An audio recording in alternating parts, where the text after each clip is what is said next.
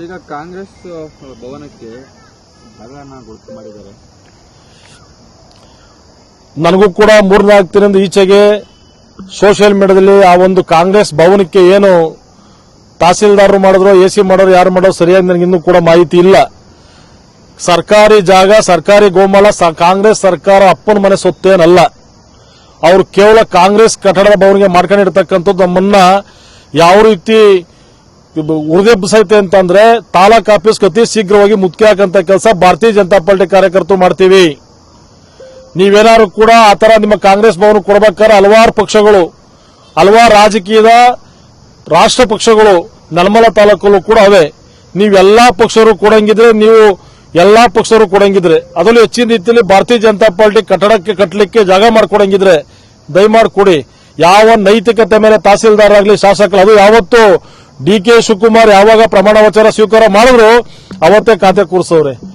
ನೋಡೋಣ, ನಮಗೂ ನಿಮಗೂ ಈ ವಿಚಾರದಲ್ಲಿ ಯಾವ ರೀತಿಯಾದ ಹೋರಾಟ ಸ್ಟಾರ್ಟ್ ಆಗ್ತದೆ ಅಂತಕ್ಕಂಥದ್ದನ್ನ ಅಧಿಕಾರಿಗಳು ಎಚ್ಚೆತ್ಕೋಬೇಕಾಗ್ತದೆ. ಕಾಂಗ್ರೆಸ್ ಶಾಸಕರ ಮನೆ ಸೊತ್ತೇನಲ್ಲ ಗೋಮಾಳ. ಕಾಂಗ್ರೆಸ್ ಶಾಸಕರು ಬೇಕಾದವ್ರಿಗೆಲ್ಲ ಬರ್ಕೊಡ್ಲಿಕ್ಕೋಸ್ಕರ ಸರ್ಕಾರಿ ಗೋಮಾಳ ಇಲ್ಲ, ಗ್ರಾಮ ಠಾಣೆಗಳಿಲ್ಲ. ಶಾಸಕರು ಒಂದು ಪ್ರಶ್ನೆ ಮಾಡ್ಲಿಕ್ಕೆ ಬಯಸ್ತೀನಿ. ಇದೇ ತಾಲೂಕಲ್ಲಿ ಜನಸ್ನೇಹಿ ಆಶ್ರಮ ಅಂತಕ್ಕಂಥ ಆಟೋ ಹುಡುಗ ಆಟೋ ಓಡಿಸ್ಕೊಂಡು ಅನಾಶ್ರಮ ನಡೆಸ್ತಾವನೆ. ಜನಸ್ಪಂದನ ಕಾರ್ಯಕ್ರಮದಲ್ಲಿ ನನಗೊಂದು 5 ಗುಂಟೆ ಜಾಗ ಕೊಡಿ, ಅನಾಥಾಶ್ರಮ ಮಾಡ್ತಾ ಇದ್ದೀನಿ, ಆ ಜಾಗಕ್ಕೆ ಎಲ್ಲರೂ ಕೊಡಿ, ಇಂಥ ಜಾಗ ಕೊಡಿ ಅಂತ ಕೇಳಲ್ಲ ನಾನು. ತಾಲೂಕಲ್ಲಿ ಯಾವುದೇ ಮೂಲೆಗಾರು ಕೊಡಿ ಅಂತೇಳಿ ಅಲ್ಲಿರ್ತಕ್ಕಂಥ ವೃದ್ಧರಿಗೆ, ಅಲ್ಲಿರ್ತಕ್ಕಂಥ ವಯಸ್ಸಾಗಿರ್ತಕ್ಕಂಥವ್ರು ಜಾಗ ಕೊಡ್ಬೇಕಾದ್ರೆ ನೀನು ಮಾಡಕ್ ಬರಲ್ಲ ಅಂತ ತಿಳಿದಲ್ಲಪ್ಪ ಮಾನ್ಯ ಶಾಸಕರೇ. ಯಾವ ನೈತಿಕತೆ ಮೇಲೆ ನೀವು ಕಾಂಗ್ರೆಸ್ ಕಟ್ಟಡ ಭವನ ಕಟ್ಟಲಿಕ್ಕೆ ಸುಮಾರು 5 ಕೋಟಿ ರೂಪಾಯಿ ಬೆಲೆ ಬಾಳತಕ್ಕಂಥ ಜಾಗನ ನಿಮ್ಮ ಹೆಸರು ಯಾವ ನೈತಿಕತೆ ಮೇಲೆ ನೀವು ಖಾತೆ ಮಾಡಿಸ್ಕೊಂಡ್ರಿ? ಇದನ್ನ ಅತಿ ಶೀಘ್ರವಾಗಿ ಎನ್ಡಿಎ ಕಾರ್ಯಕರ್ತರು, ಮಾಜಿ ಶಾಸಕರುಗಳ ಹತ್ರ ಕೂಡ ಮಾತಾಡ್ತೀನಿ, ಜೆಡಿಎಸ್ ತಾಲೂಕು ಅಧ್ಯಕ್ಷರು ಕೂಡ ಮಾತಾಡ್ತೀನಿ. ನಮ್ಮ ಭಾರತೀಯ ಜನತಾ ಪಾರ್ಟಿ ಕಾರ್ಯಕರ್ತರೆಲ್ಲ ಸೇರಿ ತಾಲೂಕು ಆಫೀಸ್ಗೆ ಮುತ್ತಿಗೆ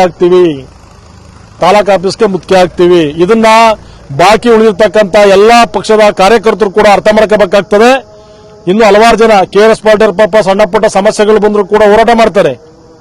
ಸಂಯುಕ್ತ ಜನತಾದಳ ಐತೆ, ಜೆಡಿಎಸ್ ಐತೆ, ಬಿಜೆಪಿ ನಾವಿದ್ದೀವಿ, ಹಲವಾರು ಜನ ಹಲವಾರು ಪಕ್ಷಗಳು ಇದ್ರೂ ಕೂಡ ಏನ್ ಕಾಂಗ್ರೆಸ್ ಅವರ ಅಪ್ಪನ ಮನೆ ಸೊತ್ತ ಇದು?